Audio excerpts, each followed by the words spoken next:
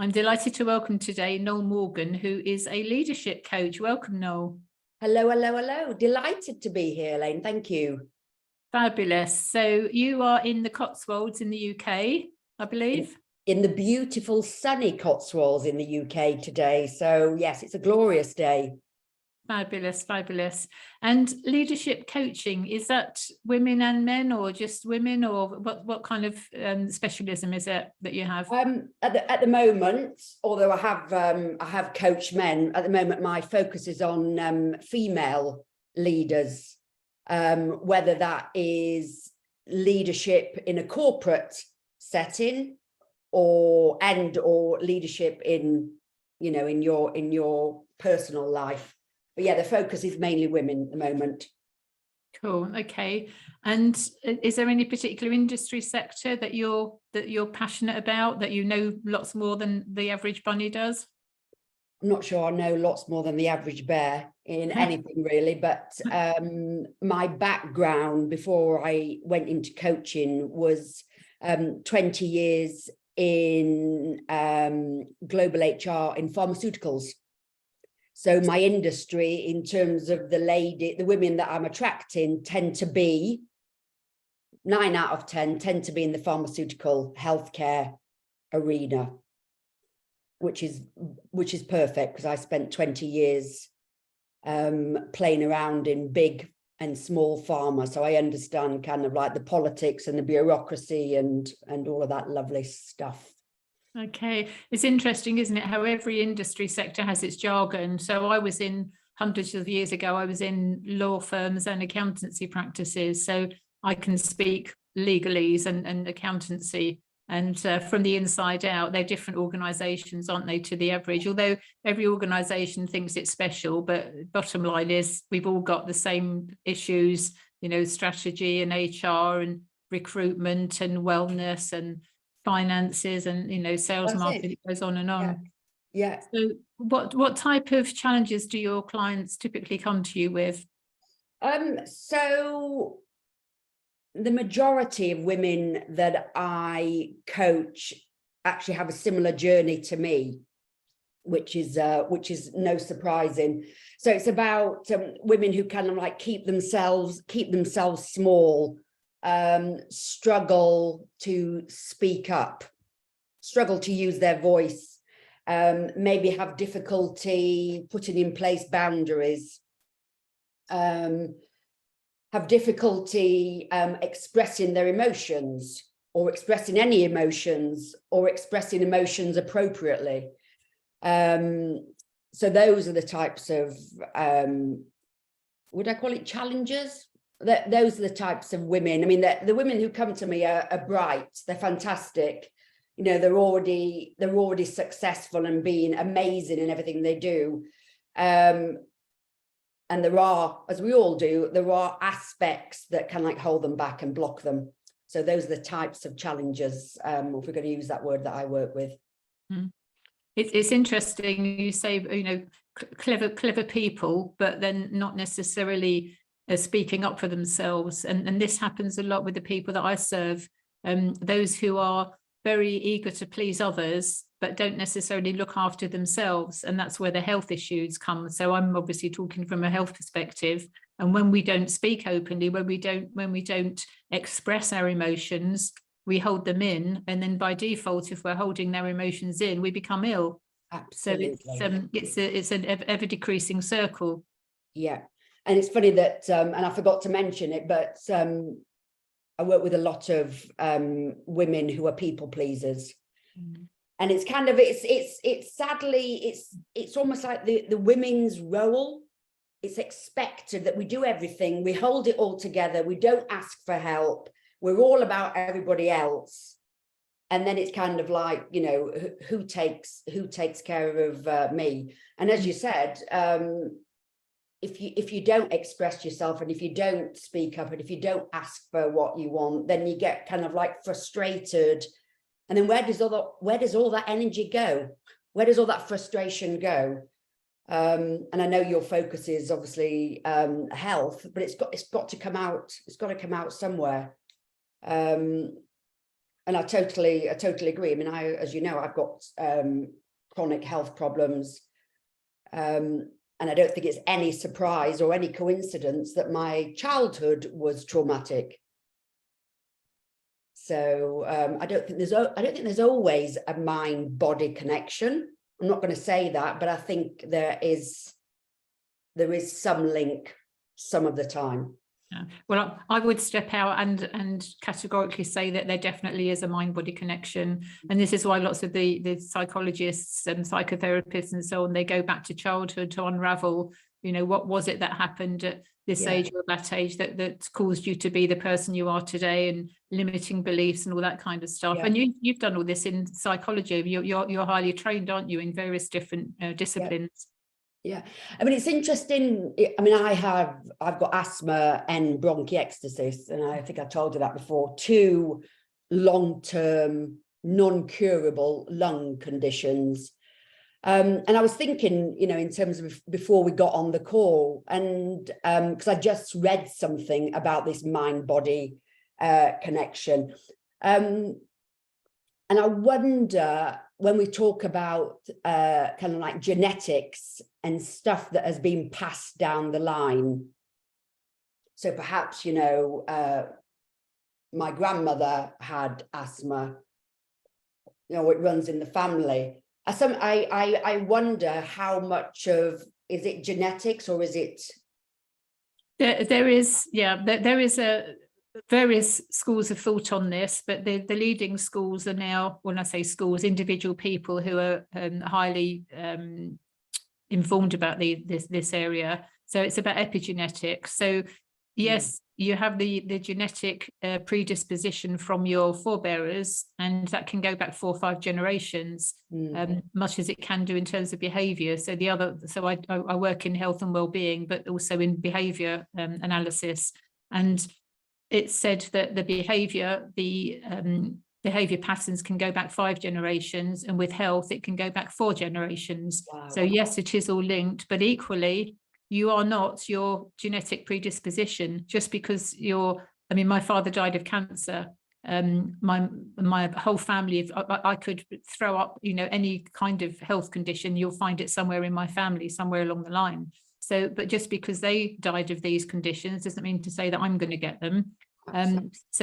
But it does have a bearing, but not the big bearing that medical profession frighten us into believing it does.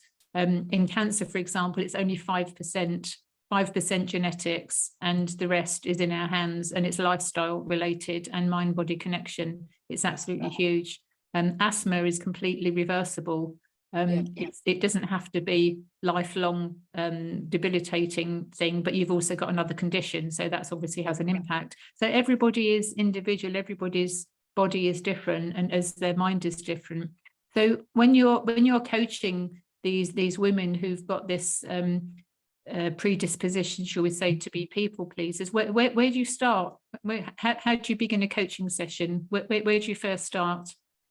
Well, obviously it depends, you know, what they're coming to me to talk about, and understanding what their challenge is, what their limiting belief is, what's holding them back.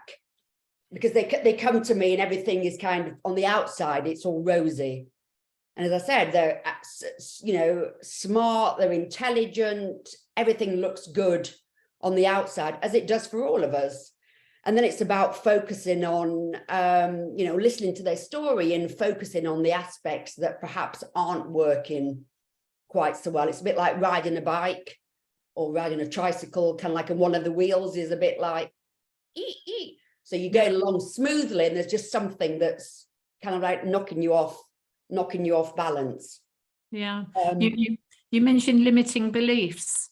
I think that's a big part of the challenge for a lot of people, not just women, but also men as well. And regardless whether you're in a leadership position or anywhere in an organization or running your own business, when you have limiting beliefs, I had a limiting belief that lasted me for nearly 60 years, that my ears stuck out, which they do, as you can see, but they are just ears at the end of the day. And I remember sitting in my grandma's kitchen one day telling her, I never said this to my mum or my dad, because obviously that's where I got my ears from, particularly my dad.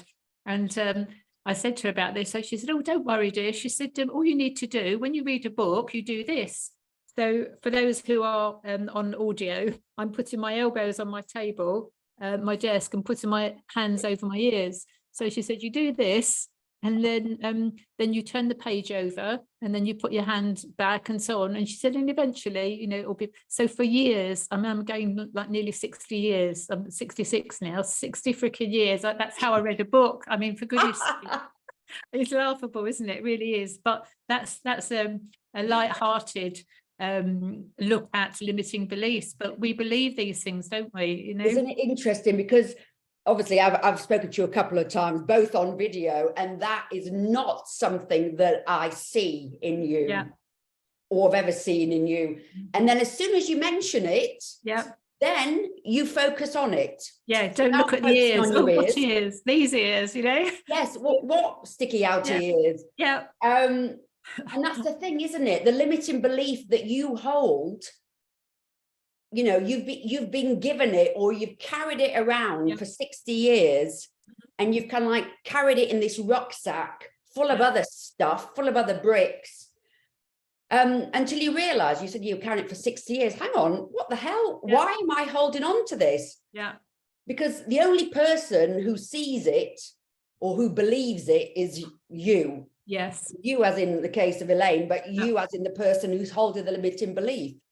And you realize that maybe, you know, my mother said something to me one time, or my grandmother said something to me one time, and I held it. I latched onto it because, you know, you know, from like, what is it, the third trimester until you're 7, you absorb everything like a bloody sponge. yes, yeah, You soak it all in. Come on, I'll take that. You know, you're taking the good stuff and also the not so good stuff, and then you just carry it around. yeah, absolutely. Carry it around, don't you? Until, you know, 60 years it took you. Yeah, ridiculous. And what fixed me of it was when I had my stage 4 cancer, actually we're nearly 60 years, so that was 8 years ago. I shaved I got my son to shave my hair off, because nobody'd really seen my ears. I thought, well, I'm not going to lose my hair. I accepted a teeny weeny bit of chemo. I don't generally hold with chemo, but in the situation I was in, it was appropriate. So I had a teeny bit of chemo, and I thought, well, I'm not going to wake up and lift my head off the pillow and all that my hair's going to stay there. I'm going to do this myself. I'm going to be in control, which is my personality style to do so. So I gave my son the you know, snipper shear things, whatever you call them. And I said, here you go. So he shaved my head. And there's pictures of me darting around with no hair. And I thought, well, you know, they're just ears. So from then on, I haven't bothered. So Yes. you know, how silly, but it's typical of so many people. Yeah. It is silly when you look back at it now. And what a wonderful story in terms of when your head was shaved and all of a sudden you're very raw. And what's wrong with my ears? Yeah. They're ears. But when you're holding on to it at the time, I mean, a bit like you, bless you, reading a book for 60 years. Bless your gran. Yeah, she meant well, bless the socks. But, bless her. Hey ho. So values, so limiting beliefs, but also values are important, aren't they, in the work that we do, both of us. So your values, what drives you? What are your top values, Noel? I must have had this sense that you were going to ask this, Elaine, for some reason, because I actually wrote down my values. They are freedom, adventure, and communication. Nice. And that's what drives me. And I think it's a bit similar to, you use the word control. And I think for me, with both of my long-term conditions, when I was younger, it was like, this is not going to define me. I'm not going to live a life, be known as, you know, the asthmatic or the one with bronchiectasis, or she can't do that because she's poorly. So I think these are the values that, you know, I live by and breathe every day, because it's about kind of like living my life to the max. and enjoying every possible thing, because, you know, like, life is short, whether you've got a chronic health condition or not. Adventure, I mean, I've done so many amazingly crazy, beautiful, fantastic things, like climbing Kilimanjaro, climbing Machu Picchu, doing the Grand Canyon and camping out for 3 days, hiking in Namibia. I mean, adventure to me is up there. And then freedom goes hand in hand with that, like a bit like, you know, that word control. Nobody's gonna define me with a chronic condition. Nobody's gonna tell me how I'm gonna live my life.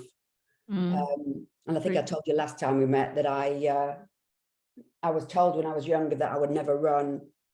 And then, so whenever you tell me not to do something, I do my damnedest to go and do it. And I've now run 6 marathons.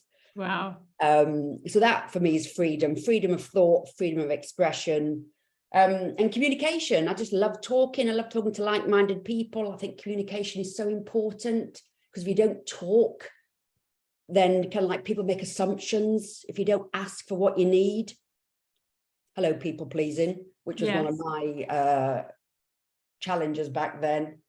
If you don't ask for what you need and don't put in place boundaries, then people, you know, walk over you, or, you know, well, kind of like use the kindness and goodness in your heart. So communication is huge for me. Yeah, absolutely. And having the appropriate boundaries, and you need to have the confidence to have the conversation. And I think that's why we have a lot of problems in organizations where there's a perception of bullying, because somebody who's more strong, determined, confident personality versus people pleaser. The people pleasers tend to take on everybody else's woes, and more kind of, I wouldn't say victim, but more absorbing everybody else's stuff and assuming it's they're the ones in the wrong, rather than the strong-willed people perhaps aren't being as compassionate and empathic as they might be. And that was me years ago. You know, I'm a straight talker, as you know, and, you know, say things as they are. And sometimes I say things and I think, oh, that didn't come out quite what I meant, you know, and have to sort of backtrack and try and dig yourself out of a hole. So I'm really more careful, more aware this day and age, because we seem to have a lot of snowflakes out there who are, you know, it's almost like they wake up in the morning asking to be offended. You know, what can I find to be offended by today, you know? So I think somewhere along the line we need to have a balance in life. And I think there's some areas that have gone a bit wonky. Not like Roald Dahl by some chance, and the books. Yes, he was his talking of wonky. Yes, yeah. So I was just going to say, it's interesting that you just said something that I was coaching a client around. You said a perception of bullying. Yeah. So just explain that, and I'll tell you a bit about why I asked it. So with the DISC behavioural profiling assessment tool that I use, and I've got my own version on back end of my website, the high D, the high I personality style, which I am, very forthright, very direct, go-getting, 100 miles an hour. Oh, bright shiny new thing, let's look at that. Oh, bright shiny new thing, let's look at that. So overwhelm, burning out, etc., versus and extreme extroverts versus introverts who are, you know, wouldn't say boo to a goose and work at a slower pace. So you've got the pace of working as well. That can have a perception of bullying, because the D's and the I's are going, come on. Yeah. And the others are going, well, hold on a minute, let's get this right. If they've got the oomph to say, you know, hold on a minute, a lot of them don't. They just say, okay, and they go on. And then they end up having more and more work piled onto them. They're saying yes to everything. Everybody has a tendency to say yes to everything, until you get to the point where you're burning out, you're overwhelmed, whatever description you want to put on it. So when you've got the contrast of the different personality styles, there can be a perception of bullying, and yet it's not bullying per se, but it's just the difference in behaviors. And when you understand that, everything then gets put into context and nobody falls out. Everybody gets along and goes, okay, well, this person is better suited to this task. This person is better suited to that task. And then together you can work and understand each other and get whatever it is you need to get done. Yeah. So I think, you know, I totally agree with you on that. I think there are bullies, and I've been the victim of one, and I ended up leaving an organisation, my last HR role. So we put those to one side, because there are, yes, like, yeah, there are mean people out there. There are mean shits out there. And then on the other token, I think you hit the nail on the head, because it's kind of like the different styles, the different ways people communicate, the different pace and the different speed that people work at. And when you've got two people who are completely opposite on that scale, it can be like, whoa, you know, don't talk to me like that. Or you're asking a lot of questions, or I don't like when you challenge me. And I think sometimes it's become, well, he's a bully or she's a bully. Yeah. But it's not always, we're not talking about the mean people. I think it's just in terms of, we've got our own triggers, we've got our own inner stuff going on. And then you've got, you know, an extrovert coming along and kind of like asking them to do this, I need it done now. And it's like, oh. Yeah. I find it a lot with accountants and lawyers. So that's the area that I'm more knowledgeable about, shall we say, from previous roles that I've undertaken. And typically the leader, head teachers as well. I used to do mentor head teachers many years ago. So head teachers, business leaders, there's two types of personality style, leadership style that are common. One is popular, one is not popular, but they both get the job done. And the more aware somebody is of their behavior characteristics. So for example, if I'm writing an email, I'll just straight away, in fact, I've trained myself now not to put the name of the person on there, not to put the email address before I'm happy with the email, because I've been trigger happy. And if I send it too quickly, I've not top and tailed it. So I'll say what I want to say, and then I'll go back and I'll top and tail it. Oh, hi, how are you? You know, hope the family's okay, or whatever it is, happy Christmas or whatever. And then in the middle, obviously, will be my message. But to read my message on its own, as I want to say it, is too direct, too harsh. So I top and tail it. So I've now trained myself not to put the email address of the person until I'm happy with it. So there's lots of ways that we can help ourselves. But when you're in a work situation and you're having to think on your feet and in a dynamic, fast-paced environment, people can get the wrong impression, get the wrong end of the stick, and think that, you know, oh, that person is picking on that person. Well, no, they're just eager to get the job done. So it happens very, very often that firms of accountants in particular, most of the accountant leaders that I profile, I would not hire them to do an accounts job. They're just not accountant material. They're leadership material, but they're not accountant material. And I say this openly. I've got two new clients recently, and the same thing. You know, I wouldn't hire them to be an accountant. I would hire them to be a leader. But in that process, in that awareness, they have to recognize how different they are to their staff. So I'm saying to people, look at the difference. This is your administrator's profile. This is your profile. You can see by the behavior pattern, the shapes, that you're not compatible on the surface. However, collectively, you've got all of the characteristics you need. So when you understand one another, you're actually a very powerful team. But you can irritate the hell out of one another. You know, opposites attract. You have that in relationships as well. So the same thing happens with relationships. Yeah, it's interesting, because when you talk about accountants, I'd have thought it'd be the other way around. I'll hire you as an accountant, but you're not going to lead a team. Yeah, well, that's the same thing. It's the same thing. Right. So what happens typically is those who rise to become leaders, they should never have been accountants in the first place. Right. I see. I would never have hired them to be an accountant, yet somehow they've risen to the top. They can do the accountancy stuff because they're bright, they're clever, and it's almost like a means to an end. So some of them actually go into the practice knowing that they're going to be running their own practice at some stage. So it's interesting, but sure as eggs are eggs, I don't think I've come across any leader in an accounting firm that doesn't have a high D characteristic or a high I characteristic, which is the outgoing side of things. Yeah. And then they send their people out to network, and the people are introverts. Well, they're not going to get on very well. They're not going to be very comfortable in networking because they're not outgoing. They'd sooner be serving the coffee or hanging the coats up or something, rather than networking. So it's identifying the traits, and you would come across that with your lady leaders that you help. There'll be some kind of patterns that you would have seen over the years with the people that you're coaching, I'm sure. Yeah, absolutely. And it's about being okay with that.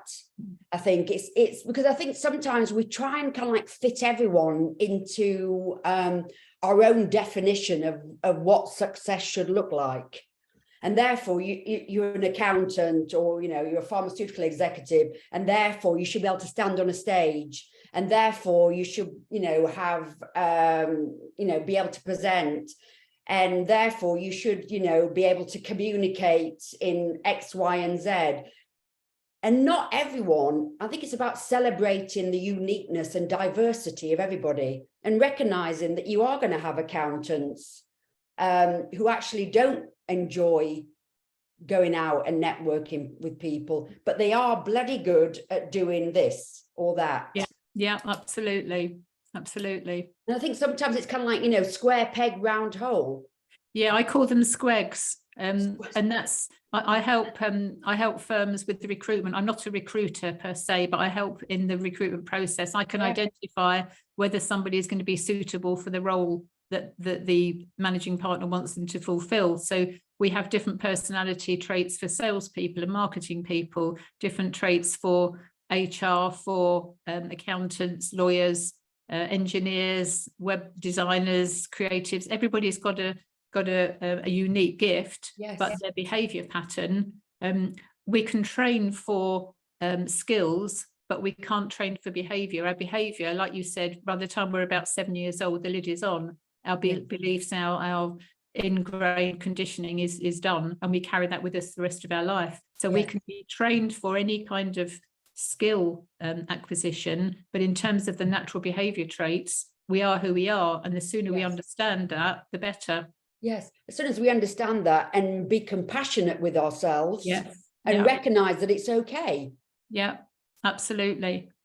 Going back to your amazing adventures, how can somebody with your two conditions related to breathing, how the heck can you have done all of this? How can you run marathons where most people with your conditions can barely walk up the stairs? How come? Because someone told me, Elaine, many, many, many years ago that I couldn't. And that was it for me. And even just when you've just said that, it makes me feel quite emotional, because somebody said to me when I was a young age, you're not going to be able to run. This is a very, this is a long-term condition. It's not curable. So you've got it. Yeah. And then, as I said to you, when somebody says that, the attitude in me, the strength in me, the resilience in me, the determination was, this is not how my life is going to end. So I started to run. Probably I didn't start to run until I was about 30, because I kept on listening to that doctor say, you can't do it, you can't do it. And I started just small, like, maybe, I don't know, 10 minutes. And then I obviously built it up. And now I've run 6. Climbing up Kilimanjaro, the highest mountain in Africa, the highest freestanding mountain in Africa, kind of like 18,000 feet tall. You can imagine altitude. It didn't even cross my mind that I couldn't do it. Brilliant. And that is such a huge recognition, and that happens with people I see on the health and well-being side of the work that I do. I can tell you, I used to do a lot of talks, in-person talks, and I would stand in front of an audience talking about recovery from cancer, and I would be looking around, and I would say to people, I can tell just by looking at you whether you're likely to struggle with healing or whether you're going to breeze it, because of the way you hold yourself, your facial expressions, your body language, your attitude, your demeanor, all that sort of stuff. And the same with you. Somebody tells me I can't, well, don't even go there. And that's how I got recovered within 3 months from stage 4 cancer. Somebody, a consultant told me I had less than a year to live 8 years ago. Really? Watch me, 24 hours of stunned shock horror, what the heck. And then right, okay, watch me. And the same, I was born with a genetic condition that I didn't know about until I kept being misdiagnosed in my teens. I was a competitive swimmer, and I used to keep getting problems, waterwork infections and so on. And then at the age of 22, I got blue lighted to a emergency unit, and where they were wearing hazmat suits and whatnot. And they thought I had typhoid, but it turned out I had a rare kidney condition that I was actually born with. And I was told that was incurable and I would be on medication for life. And I went along like a dutifully good girl. I went along under Harley Street consultants, taking the medication, which was antibiotics, and I was on them for over 20 years. And we now know that medication, long-term antibiotics, is not a good idea. Of course, I've ended up with all kinds of things. So I work hard at keeping well, but it's just a way of life now, as it is with you. You just get on with it and suck it up and so what? But if people were to look at our lives from the inside out, see how we live day to day, they probably, well, I know myself, all sorts of weird things that I do, they're not weird to me, but people go, well, why do you do that? Because I'm worth it, because it's to me, Yeah, it's so lovely that, because I'm worth it, because we are worth it. And I'm on the lowest dose inhaler ever, because I need to be on an inhaler, because I've got obviously 2 conditions. And I think that is because not only my mindset, a bit like you said, watch me, I'll do it, but because I can look after myself, look after my mind and look after my body, and I do so much bloody exercise. I've known up and down this road, oh, I see you running past my window. Nobody knows my name, but it's kind of, oh, there she is. And I get out every single day and do some form of exercise. Brilliant. Absolutely. Because I'm worth it. Mind over matter. And that's triggered a memory for me on forgiveness. So many people pleasers go through life not appreciating their value, their worth, and they're constantly kind of denouncing themselves and putting themselves down in favor of other people, or putting other people first, whether it's family, whether it's children, whether it's co-workers, whatever. They're continually putting themselves first. And quite often I find that many of them hold grudges, hold grievances, and until they release those grudges and grievances, if they've got a condition, they won't heal so well, because they're holding on to that emotion, and that doesn't serve people well at all. So forgiving people, not because the people deserve it, but because the individuals are worth it. Yes, the individual themselves is worth it. Because it's like, if you can do it yourself. If you think about somebody that has kind of like pissed you off, or if you don't like, or has hurt you, and if you think about them constantly for about just 10 minutes, what that feels like in your body. You know what I mean? It's a bit like, somebody's kind of like very slowly tipped acid or, domestos inside you, and it's kind of like hitting away. Yeah, that's the choice though, because I've learned that over the years. I used to be like that on situations. If something nasty happened, now I have a complete shift, and anybody who is mean and horrible and does things that are really against my values, I just send them away with pity and love, because I feel sorry for them. I don't feel angry. I had a situation literally only a few weeks ago, and people said to me, why aren't you angry? Why aren't you, spitting feathers over it? And I said, well, how's that going to serve me? The person that did what they did to me, they will get their own karma in good time. And I'm a great believer that everything has a silver lining. Whatever happens for a reason, and the universe has our back. So whatever happens is meant to happen. Me getting upset about it or denouncing the person isn't going to make any difference. Things happen as they happen. I was strangled and left for dead in 1989, and I forgave the person many years later, I have to say, but I forgave the person, and that person sent me a birthday gift recently, and we talk from time to time.